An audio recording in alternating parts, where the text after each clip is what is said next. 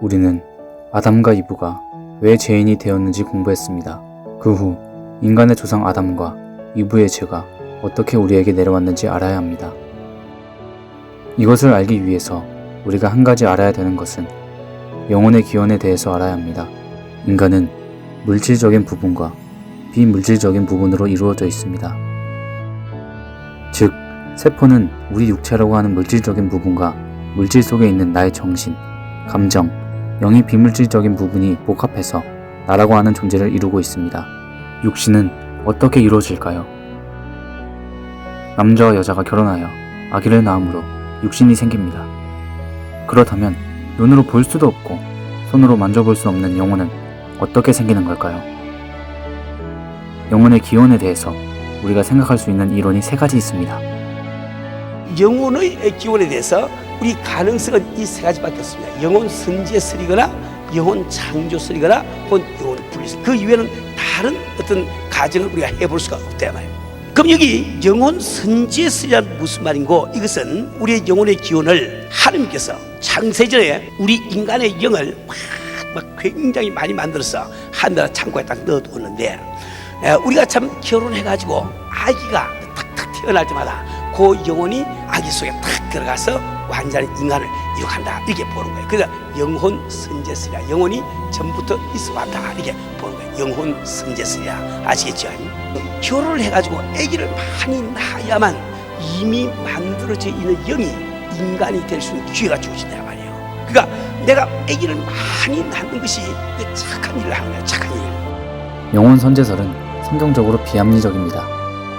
성경에서는 모든 사람들이 죄인으로 태어났다고 전제가 되어 있는데, 만약에 영혼 선제설이 성립이 되면 하나님께서 창세 전에 영혼을 만드실 때 죄인의 영혼을 만들었다는 결론이 납니다. 그런데 어떻게 하나님께서 죄인의 영혼을 만드셨겠습니까? 그것은 말이 되지 않습니다. 이 영혼 창조설은 참 아기가 이게 잉태가 되거나 혹은 태어날 그때 하나님께서 그때 그 영혼을 딱 만들어서 다 집어넣어준다, 이렇게 보는 거예요. 이것도 역시 아까 말한 대로 성경적으로 불합리합니다. 왜 그래? 하나님이 죄인의 영혼을 만들어서 집어넣었다는 결론밖에 안 되기 때문에. 마지막으로 영혼 분리설에 대해서 알아보겠습니다. 그러면은 이브는 영이 있을까요, 없을까요? 영이 있겠지요. 이브가 영이 없으면 그건 동물이지 인간이 될 수 없어. 그렇죠? 인간에 가서 영과 혼과 육체가 있어야 인간이 되는 거지, 영이 없으면 그건 동물이란 말이에요. 동물은 혼과 육신밖에 없다 말이에요. 그러면은 이 이브는 하나님이 영을 만들어주지 않았는데 어떻게 영적 존재가 되느냐? 그것은 우리 아담으로부터 이브를 갖다가 갈비로서 만들어낼 때 이 영이 분리가 되어가지고 이브의 영이 됐단 말이에요. 그게 우리가 볼 수밖에 없는 신학적으로. 무슨 이야기겠어요? 이렇듯 아담과 이브가 결혼을 해서 가인을 낳으면 가인의 영은 아버지 어머니의 영혼에서 분리가 되어서 나옵니다. 하지만 이미 아담과 이브는 가인과 아벨을 낳기 전에 죄인 되었을 때 아담과 이브의 영혼이 새까맣게 변했습니다. 그들의 영혼에서 후손들이 나오기 때문에 모든 사람이 죄인이 되었습니다. 죄는 유전하는 것입니다. 로마서 5장 12절 말씀 보면, 그러므로 한 사람으로 말미암아 죄가 세상에 들어오고 죄로 말미암아 사망이 왔나니 이와 같이 모든 사람이 죄를 지었으므로 사망이 모든 사람에게 이르렀느니라 고 나와 있습니다. 우리가 영혼이 부모로부터 분리돼서 자식의 영혼이 생기는데, 요 죄지요, 죄 많은 어머니의 죄가 자식에게 유전되는 것이 아니고 아버지의 남자의 죄가 유전되는 거예요. 그 뭘 가지고 우리가 그런 이야기하는 거니까, 만약에 여자도 죄를 유전시킬 수 있는 능력이 있다고 하면 우리 예수도 죄인이 될 수밖에 없어. 왜? 마리아로부터 태어났으니까. 그렇잖아요.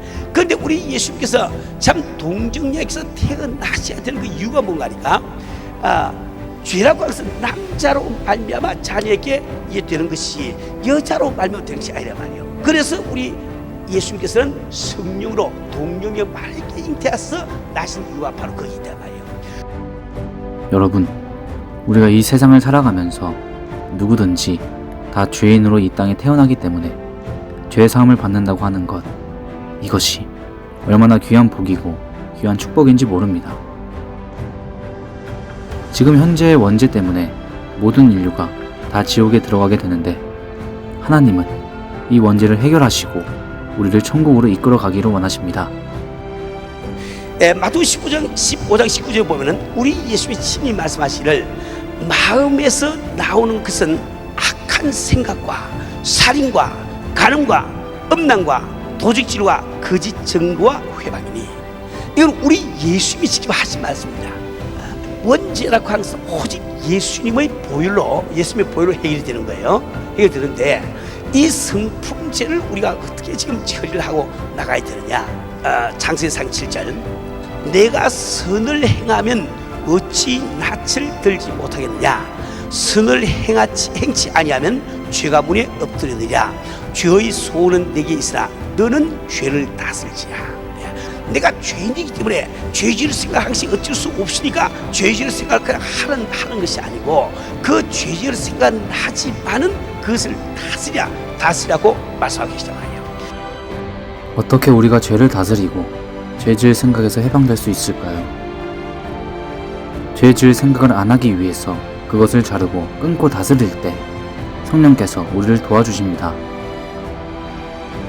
자신이 죽고 성령으로 살게 되면 성령님은 죄를 지으시는 분이 아니시기 때문에 우리는 자연스럽게 악한 생각 속에서 해방이 될 수 있습니다. 하나님께서는 인간의 의지를 마음대로 좌우하지 못합니다.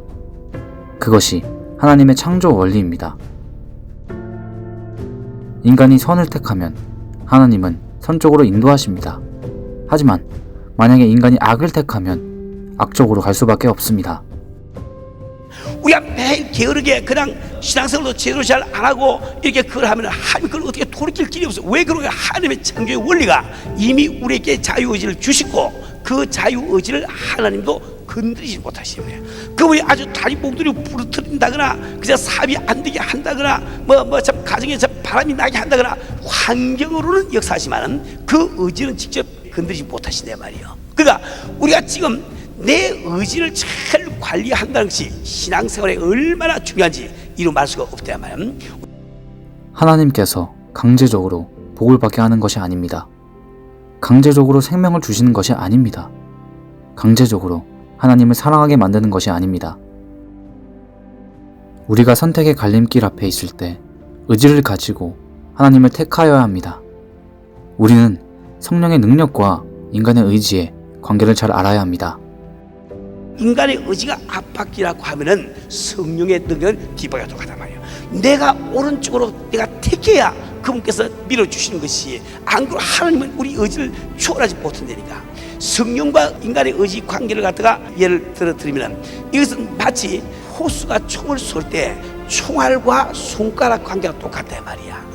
지금 사자가 한 마리 올 때 호수가 총을 팍 쏘니까 사자가 얻어맞고 그냥 나가 떨어졌어. 그래서 사자를 갖다가 탁 죽인 것은 무엇이 죽인 거예요?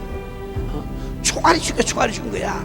총알이 아무리 폭발하는 힘이 있어 손가락이 안 당기면 안 나간다면 안 당기면은 이게 내 의지야 말이야. 내 의지.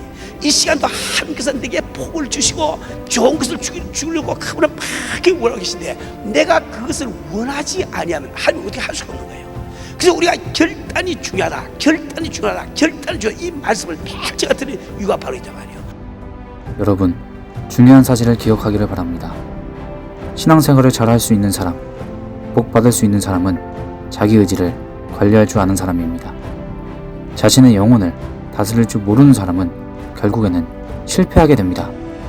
만약 우리의 마음이 우울해지거나 마음에 감사함이 없을 때에는 내 영혼아 찬양하라, 내 영혼아 감사하라 라고 자신의 마음을 다스리십시오.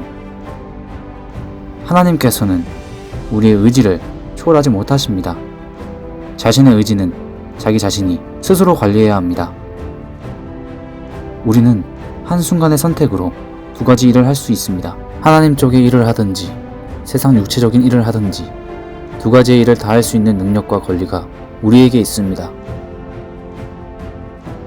우리가 복받는 그리스도인, 올바른 그리스도인이 되기 위해서는 한쪽, 올바른 쪽을 선택하며 살아야 합니다.